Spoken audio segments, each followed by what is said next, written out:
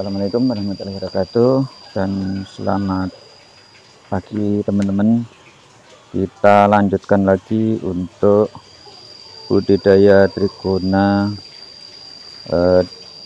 di lahan sempit di perkotaan. Kemarin kita atau video sebelumnya kita sudah membahas mengenai nomor 1 dari yang 5.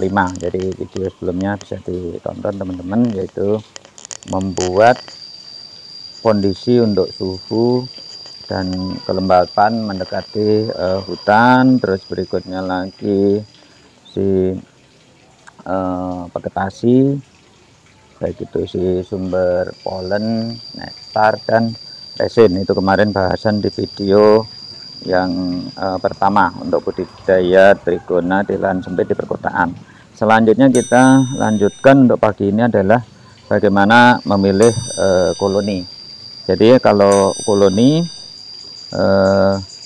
kita kelompokkan menjadi 3 teman-teman ya, yang koloni dengan ukuran kecil atau juga ada yang sangat kecil, terus kecil, yang menengah, dan besar. Jadi saya sampaikan dulu ya, ini untuk teman-teman yang pemula terutama. Nanti juga untuk teman-teman yang senior mohon ditambahkan untuk jenis-jenis yang tidak ada di sini di Raihani Channel, di lokasi kami di Bekasi maupun yang kami titip di Sumedang. Jadi untuk jenis-jenis koloni itu teman-teman yang ada di kami itu ada tadi ya, ada kelompok yang besar. Jadi yang besar itu adalah si jenis Thoracea. Jadi dalam penyebutan kami di sini general. Jadi kalau nanti ada yang mengatakan misalkan kelompok trigona itu disebut tetragonul dan lain-lain, dalam hal untuk video ini kami hanya menyebut istilah populernya saja. Jadi kami sebut langsung si jenisnya ya. Sebagai contoh, yang ukuran besar itu adalah jenis Thoracea. Jadi Thoracea ini koloni yang ada di Bekasi dari jenis yang kelanceng atau lebah tidak bersengat. Yang terbesar yang kami punya yaitu berasal dari hutan Sumatera, yang satu dari daerah Lampung, terus yang kedua itu dari tebing tinggi. Jadi kami punya 2. Terus berikutnya lagi yang ukuran sedang. Yang ukuran sedang itu adalah si Itama. Jadi Itama yang ada di kami di Bekasi itu ada 2 asalnya. Yang satu adalah dari hutan Jawa, yaitu yang populernya ada Itama dan ada Bakri. Tapi kami juga untuk hal ini belum clear ya, kami sebut aja semuanya adalah Itama dari hutan Jawa. Terus berikutnya lagi adalah Itama yang dari hutan Sumatera. Jadi dari tebing tinggi, kebetulan yang kami punya hanya yang dari tebing tinggi, intinya dari hutan Sumatera. Ini yang ukuran sedang. Selanjutnya yang ukuran kecil, yaitu kami punya ada biroi. Jadi biroi satu biroi, yang kedua adalah Lepicep, yang ketiga Dresseri. Jadi kami ada 3 jenis yang ukuran kecil. Adapun yang biroi itu ada di sini di belakang kami dan di kebun-kebun di belakang. Terus untuk si Lepicep dan si Dresseri kami titipkan di tempat guru kami di Sumedang. Jadi ada di sana. Itu koloni itu sama pengadaannya untuk ini ya, untuk pemeliharaan kami yang biroi di belakang kami, dan untuk Dresseri dan si Lepicep ada di Sumedang. Itu waktunya sama. Tujuan kami adalah untuk mengetahui produktivitas dan kualitas dari si masing-masing koloni. Jadi kenapa kami letakkan di sana? Karena di sana itu memang dapatnya dari Gunung Tampomas. Jadi ada yang ada di Sumedang. Artinya kalau ditaruh di sana itu tentunya kondisi yang sangat baik untuk lingkungan, baik itu kelembapan maupun dari suhunya, juga dari vegetasinya tentunya. Itu untuk yang, jadi ada 3 ya teman-teman, untuk yang ukuran kecil tadi Viroi, Lepiset sama Dresseri. Terus yang berikutnya lagi yang ukuran sangat kecil, kami punya ini baru dugaan, ini ada di atas ini, itu dari lokal, yaitu si Pusko Balteata. Ini yang paling kecil yang ada di Bekasi. Namun ini yang Balteata ini atau si Pusko ini kami memang dapat pulang, jadi juga tadi sudah kami cek kondisinya masih, ratunya masih ada.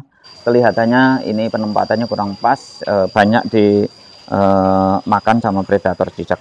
Itu untuk dari sisi ukuran ya teman-teman. Jadi ada berapa macam tadi ya, Torresika, terus berikutnya Itama, terus berikutnya lagi yang ukuran kecil tadi Viroi, terus Lepiset sama Dresseri. Ini tambah satu lagi si ini Pusko ya, Pusko Balteata. Jadi ada 6 yang kami kenal. Oh maaf, ada yang satu lagi kemarin si ini, si Apicalis. Nah ini Apicalis nanti kita bahas tersendiri, karena ini Apicalis kami pernah mendatangkan 2 log. Jadi 2 log kami datangkan nanti, tetapi si Apicalis ini tidak bertahan sampai 6 bulan teman-teman, dua-duanya. Kalau yang satu memang dia karena kondisi lognya sudah begitu buruk, terus setelah kami pindah itu langsung punah. Adapun yang satu itu koloni yang sangat kuat dan cukup bagus, itu punah setelah sekitar 6 sampai 8 bulan. Dan nanti kita bahas. Untuk di sini kita bisa lihat nanti untuk si lognya. Jadi mungkin yang untuk jenis si ini dulu ya teman-teman, untuk pemilihan si mana sih yang harus kita pilih.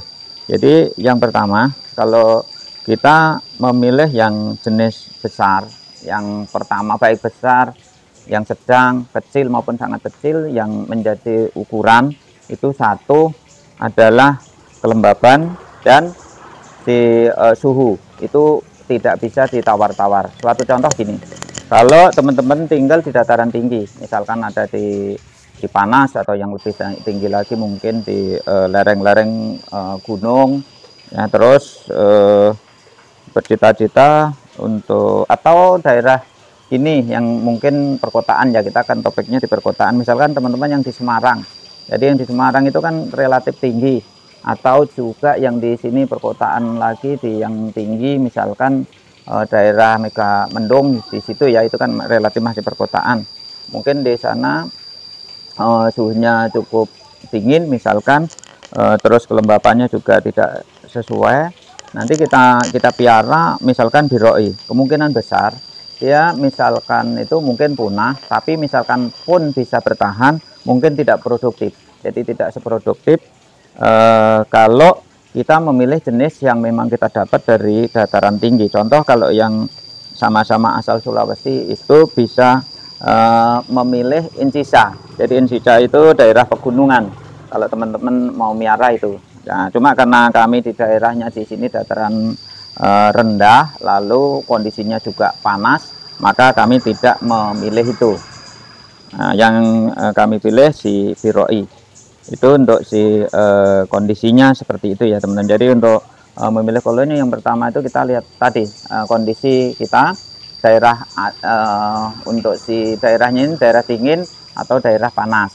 Nah kalau memang itu daerah dingin ya jangan memilih koloni-koloni yang berasal dari dataran rendah. Jadi harus memilih yang di dataran tinggi. Jadi kalau kita paksakan ya nantinya akhirnya tidak produktif. Nah itu dari sisi untuk si lingkungan teman-teman ya, dari si kelembapan dan untuk si suhunya. Selanjutnya lagi vegetasi. Dari vegetasi yang terpenting ada 3 komponen itu mutlak harus bisa kita penuhin. Terutama yang sulit itu untuk vegetasi itu bukan masalah nektar atau si polen. Yang tersulit itu adalah memenuhi kebutuhan resin. Suatu contoh adalah untuk yang si Thoracea. Thoracea itu pada dasarnya adalah lebah-lebah yang membutuhkan si resin atau getah-getah dari pohon-pohon besar, misalkan pinus, damar, seperti itu. Jadi waktu kami dapat datang dari tebing tinggi itu untuk si koloni Thoracea itu resinnya itu wangi, jadi wangi sekali teman-teman, dan juga termasuk madunya itu wangi. Nah, saat di sini kami pun juga ragu, bahkan teman-teman yang sudah sangat senior yang di Lampung itu bahkan ada yang melarang jangan istilahnya memelihara untuk si Thoracea, karena Thoracea itu adalah koloni-koloni hutan yang hampir tidak mungkin bisa hidup di kota. Itu kira-kira seperti itu. Nah, terus akhirnya karena kami namanya juga meneliti atau kita belajar atau edukasi atau observasi, akhirnya kami tetap datangkan. Jadi untuk koloni yang awal-awal kami datangkan itu justru Thoracea. Jadi Thoracea kami datangkan, dan juga guru kami pun yang di Purwokerto juga sudah ngasih lampu kuning.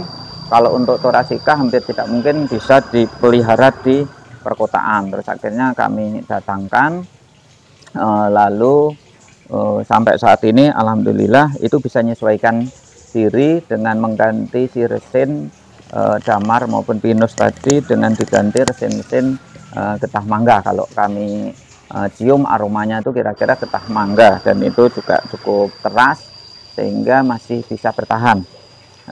Selanjutnya juga kemungkinan getah nangka, tapi yang ada di kami adalah yang besar itu adalah mangga. Itu untuk Thoracea teman-teman, dan itu sampai saat ini kami Thoracea ada cukup lumayan banyak, entah 6 entah 7 kami ada. Ini termasuk yang ada di sebelah kiri kami, yang ini ya teman-teman, ini sangat sebagai maskot kami. Ini ukurannya luar biasa besar. Kalau kita lihat ini hampir sekitar 60 cm ya untuk wadahnya. Kira-kira loknya sendiri itu diameternya sekitar 40 sampai 45. Itu diameternya 45 kali 45, tingginya sekitar 130. Itu rongganya cukup besar. Nah, itu bisa bertahan, dan juga hampir semua Thoracea yang kami datangkan dari tebing tinggi, dari Prabu Muleh atau juga dari Lampung, itu satu lagi dari Pekanbaru ada satu, itu alhamdulillah sampai sekarang itu kondisinya cukup baik. Nanti setelah penjelasan ini kami cek satu persatu teman-teman untuk keadaannya ya. Terus untuk si yang jenis besar, jadi yang jenis besar ini si Thoracea ini selain dia bisa berkembang, juga kami sudah memanen madunya, yang ada yang 2 kali kami panen selama hampir 1 tahun ya. Kami dapat itu sekitar bulan-bulan April ya, 1 tahun April, ada yang Agustus, ada yang belum 1 tahun. Itu sudah ada yang kami panen sampai 3 kali panen.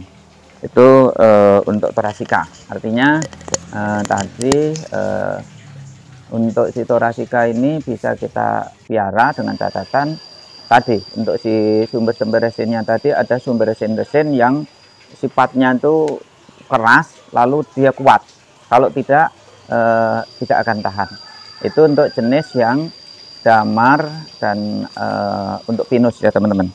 Terus selanjutnya lagi yang masih satu jenis yang di hutan itu memerlukan resin damar sama si pinus adalah si apicalis. Jadi apicalis kami mendatangkan 2 itu betul-betul kesulitan dalam hal untuk resinnya teman-teman. Kalau untuk polen sama si nektar, insya Allah tidak ada masalah. Kita sama lah kalau untuk di hutan maupun di sini kita bisa modifikasi, bisa kita rekayasa. Bahkan seperti teman-teman lihat, kami menyediakan untuk yang produk-produk untuk vegetasi itu campuran luar negeri maupun yang dalam negeri. Itu untuk apikalis. Jadi akhirnya yang apikalis ini karena di sini tidak ada damar, tidak ada si pinus, akhirnya dengan getah yang ada itu tidak mampu membentuk corong. Jadi waktu kami amatin sampai akhirnya habis satu persatu itu tidak bisa terbentuk corong. Padahal itu koloni cukup kuat. Jadi ini teman-teman ya, 2 poin. Kalau teman-teman mau memelihara yang jenis besar, yang Thoracea, atau jenis yang damar, atau si jenis yang resin-resin atau getah-getah pinus yang ada di hutan, pohon-pohon besar, itu paling bisa teman-teman kalau ada pohon mangga yang besar atau nangka atau mungkin semacamnya ya, yang mungkin ada pohon-pohon karet itu yang masih ada bisa ada di situ, itu bisa Thoracea. Jadi Thoracea itu bisa kita piara di lahan kita yang sempit di perkotaan. Namun demikian ini tetap masih dalam observasi teman-teman, karena yang ada di sini juga masih ada variasi, ada sukun ya, semacam itu. Apakah itu juga bisa saja itu yang penggantinya si damar atau si pinus itu. Jadi terus terang saja sampai detik ini kami belum bisa mengobservasi untuk si getah si untuk Thoracea itu sebenarnya penggantinya tuh mangga ataukah dari si nangka gitu ya, nangka atau dari sukun. Jadi ini masih belum bisa clear karena masih ada beberapa pohon sukun di daerah sini. Kalau untuk nangka insya Allah kami udah sediakan, untuk mangganya juga udah cukup banyak, sawo juga ada. Jadi ini belum bisa kita pastikan sebenarnya penggantinya apa. Tetapi untuk teman guru saya yang ada di Depok itu juga akhirnya ngikutin memelihara Thoracea, dan di sana juga sangat minim untuk sumber si resin. Jadi cuma sekitar ada jenisnya sekitar mangga, terus mungkin ya sejenis lah dengan yang ada di sini, itu bertahan dan juga sudah panen madu juga. Itu yang guru kami. Nah ini untuk si jenis ini ya Thoracea ya teman-teman. Tapi untuk si Incisa itu gagal. Jadi tidak bisa kita piara di kota kalau kita tidak punya damar. Karena karakteristiknya untuk si resin atau propolis dari Incisa ini dia keras tapi getas. Jadi kayak ini ya, peyek. Jadi seperti peyek kalau si punyanya apikalis, mohon maaf. Apikalis itu yang untuk si propolisnya itu sangat getas. Miriplah dengan peyek itu. Akhirnya dia tidak bisa mengadaptasi dengan lingkungan resin yang ada di Bekasi di sini. Akhirnya punah dua-duanya. Jadi itu kami sarankan tidak memelihara untuk si apikalis kalau tidak ada damar maupun si pinus. Itu untuk yang jenis hutan yang ada di sini, yang Thoracea itu berhasil adaptasi. Adapun untuk apikalis itu tidak bisa adaptasi. Selanjutnya kita masuk ke ukuran yang kecil, ya yang sedang dulu. Yang sedang dulu itu kami punya Itama dari hutan Jawa, satu lagi dari hutan Sumatera. Nah ini dua jenis ini teman-teman perlu juga harus jeli.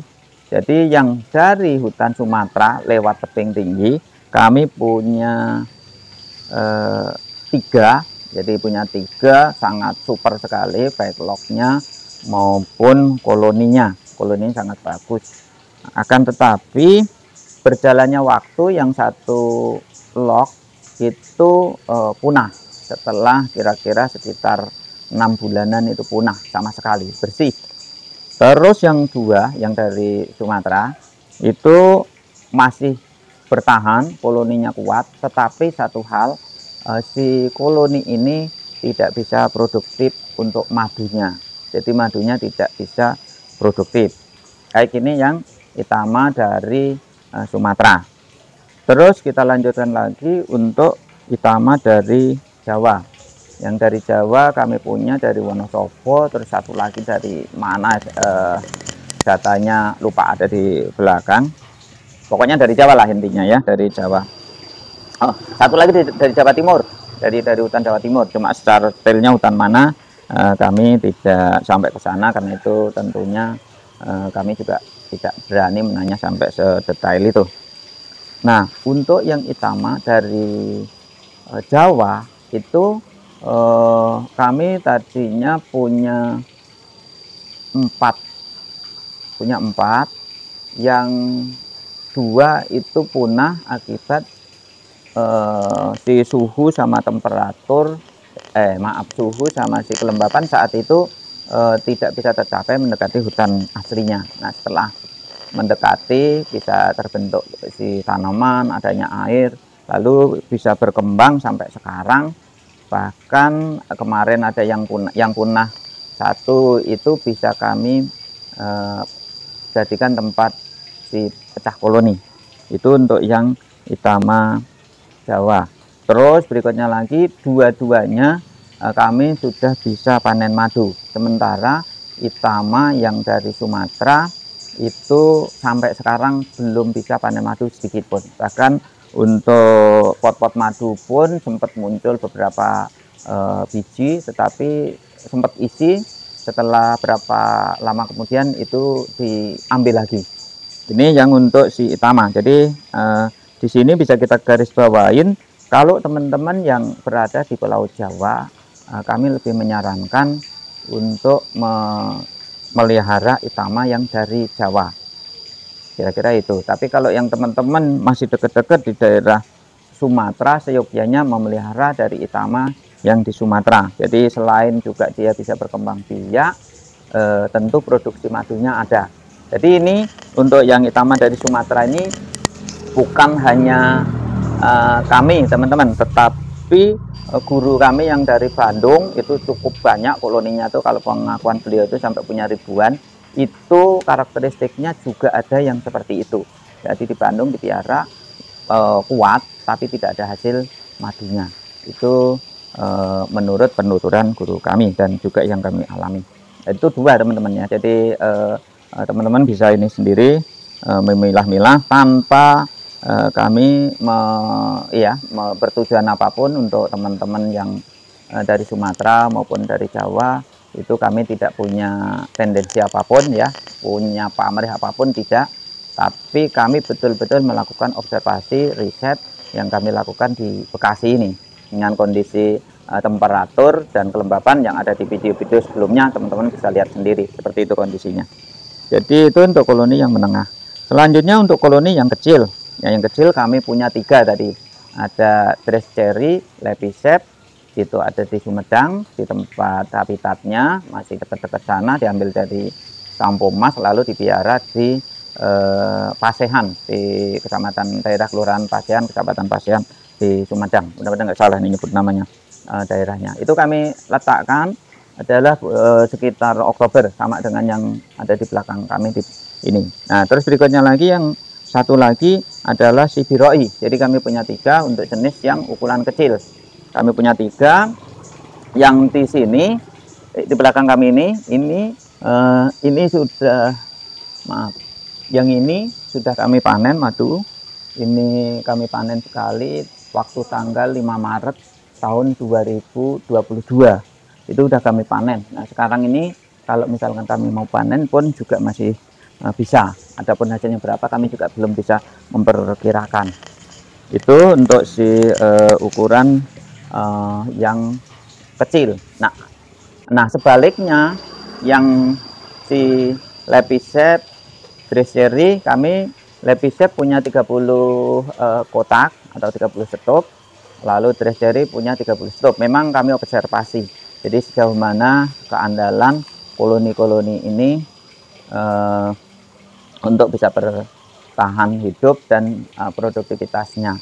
Sampai saat ini untuk si Lepisep sama si Trace Cherry, untuk si Lepisepnya bertahan hidup jumlah 30 sampai kemarin 2 hari lalu kami kontak ke teman kami yang kami titipin, itu masih utuh. Katanya baru mulai membentuk untuk si pot-pot madunya. Itu untuk Lepisepnya. Sementara Trace Cherry-nya kami punya 30 juga, itu menurut infonya sama-sama pengadaannya di bulan Oktober itu tinggal 10 teman-teman. Jadi artinya dari ketiga jenis ini, sementara yang di Biroi di sini kami selain panen sudah kami pecah koloni, nanti kita lihat apa adanya yang ada di lapangan, jadi kita lihat. Artinya gini, jadi untuk jenis-jenis yang 3 jenis tadi, Trace Cherry, Lepisep sama Biroi, ternyata meskipun si Biroi ini kami datangkan dari Sulawesi Selatan, hutan Sulawesi Selatan, ada yang dari lewat si Bone, betul ya, dari Bone, yang satu lagi dari si Sopeng, itu kondisinya baik, bahkan yang di sini udah kami pecah koloninya, yang kami judul si itu ya menculik ratu, itu sebenarnya pecah koloni yang kita pindahkan dari sini. Ini nanti kita juga akan lihat semuanya seperti apa kondisinya. Jadi dari 3 jenis tersebut, selain dari ini dari kekuatan istilahnya adaptasi dengan si lingkungan, antara 3 tadi, Trace Cherry sama si Lep itu padahal ada di habitatnya, masih ada di daerah boleh dibilang dari kelembapan, suhu itu masih sama-sama daerah Sumedang, hanya bedanya di Pasehan itu diambil dari si Gunung Tampomas, itu tidak jauh, kami lihat sendiri untuk itunya. Dan kami menaruh juga di kondisi sama, kurang lebih masih di dataran tinggi, kurang lebih sama dengan di gunung yang diambil itu dari Tampomas itu. Nah itu sampai sekarang belum panen, bahkan yang Trace Cherry itu menyusut, hilang 20 itu punah. Nah menurut ini terlepas dari ini ya teman-teman, tapi kalau kita melihat dari vegetasi tentunya namanya di Sumedang kan jauh lebih baik dibandingkan dengan di tempat kami, karena itu memang kami lihat masih belakang dari penempatan itu rumah di Pasehan, di tempat kami nitip itu masih boleh dibilang alas atau hutan, dan di atasnya juga banyak pohon-pohon yang menurut kami cukup memadai lah. Tetapi itu keadaannya, jadi kami kembali lagi tidak punya tendensi apapun, sama-sama kami juga beli, sama-sama kami observasi. Tetapi dari 3 jenis itu, meskipun Biroi itu kita datangkan dari Sulawesi, tetapi Biroi itu ternyata yang paling bisa diandalkan dari sisi istilahnya itu ini ya, kekuatannya untuk menghadapi lingkungan, terus ya dari fisiknya, berikutnya lagi dari produktivitas madunya, juga dari berkembangnya itu sangat kuat. Artinya dari 3 jenis koloni kecil ini adalah Biroi itu yang paling menjuarai, terus berikutnya lagi urutan kedua Lepisep, yang ketiganya adalah si Trace Cherry. Jadi Trace Cherry ini boleh dibilang untuk pengamatan kami itu kurang bisa dipiara untuk sebagai peternak. Jadi kami tidak begitu merekomendasikan, bahkan itu juga sebagai dasar guru kami miara 3 koloni kalau tidak salah, itu juga punah semua. Bahkan infonya teman-teman yang guru kami itu miara cukup banyak juga akhirnya punah. Nah ini teman-teman untuk pemula ya khususnya, jadi selektif dalam hal ini. Mungkin Biroi itu memang untuk ini ya, untuk penanganannya memang agresif dibandingkan Lepi. Jadi rekomendasi kami tinggal pilih, mau Biroi itu penanganannya agak sulit, tapi dia cukup ini ya, cukup bisa menyesuaikan diri. Terus berikutnya lagi produktivitas dari madunya juga sudah kami buktikan, kami sudah bisa panen berulang-ulang, bahkan ini belakang kami ini sudah bisa kami panen semua untuk saat ini, walaupun ini baru Oktober, sama dengan yang si Lepi yang ada di Sumedang. Sementara yang di Sumedang sekalipun lepi itu masih bertahan jumlah 30 masih 30 itu belum bisa dipanen. Jadi madunya impunnya belum bisa dipanen, baru mulai, mungkin baru sedikit sekali lah. Kalau dipanen juga belum bisa diperas. Itu untuk si ini ya, untuk si teman-teman pemula. Jadi ciri-cirinya menurut saya tidak usah di sementara untuk memulai 2 tadi. Tapi untuk saran kami harus memilih, jangan dua-duanya. Jadi kalau mau lepisep dengan kondisi tadi ya, produksi madunya memang tidak sebaik si ROI. Dari sisi harga tidak jauh berbeda. Terus untuk si lepi juga seperti itu, hanya penangannya lebih mudah. Terus untuk untuk mengembangbiakkan kurang lebih sama teman-teman untuk ininya. Jadi ini ada 2 hal yang harus dipilih, tapi jangan dua-duanya dipelihara dari satu area. Kalau untuk di perkotaan tentunya lahannya akan sempit. Itu yang jenis-jenis yang ada yang kami observasi. Terus selanjutnya yang terakhir adalah si Pusko ya, untuk si Pusko Valteata itu koloni yang kami dapat di sini. Jadi kami tidak bisa membandingkan dengan manapun. Ini masih observasi dan kami juga tidak begitu merekomendasikan karena ini koloni ini sangat kecil sekali. Kalau kami intinya jangan sampai ada koloni yang liar terus akhirnya nanti dia merasa terdesak, tidak terurus, akhirnya menjadi predator seperti yang banyak keluhan-keluhan guru kami yang di Depok itu sampai pakai raket untuk mengusir. Itu mungkin lepi atau pusko juga kami tidak tahu persis. Nah ini dari sisi untuk pemilihan ini teman-teman, pemilihan si jenis koloni ya. Jadi jenis koloni tadi seperti itu, dengan kami jelaskan panjang lebar. Jadi teman-teman pemula tinggal memilih. Jadi untuk teman-teman yang senior mohon bisa ditambahkan yang kurang-kurang di penjelasan kami. Terus untuk selanjutnya setelah kita menentukan pemilihan dengan syarat-syarat yang itu ya harus mendukung tadi untuk koloni tadi, kita melangkah ke pemilihan. Jadi jenis, apakah waktu kita untuk starting atau memulai itu kita mau memilih lock atau kita memilih stop. Jadi untuk 2 model ini ada kelebihan dan kekurangan masing-masing. Jadi kalau untuk stop itu ada 2. Stop si vertikal itu biasanya sudah siap untuk mengembangkan sekaligus untuk panen madu untuk yang vertikal.